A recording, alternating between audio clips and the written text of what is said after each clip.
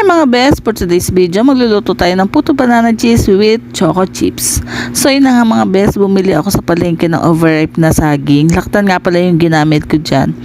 Tapos dinurog-durog lang natin. Mga 8 piraso lang yung ginamit ko. Okay na yan sa half kilos ng puto na gagamitin natin. So yun na nga mga best, ihalo lang natin sa puto mixture yung saging na dinurog natin. Make sure lang na durog yung saging para lumabas yung natural sweet ng saging na nilalagay natin. So yun na nga mga best, maglalagay lang tayo ng choco chips.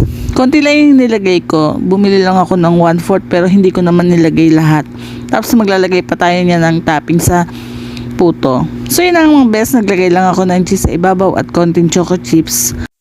First time ko lang gumawa nito pero okay naman yung kinalabasan. Yun lang. Thanks for watching. Follow for more.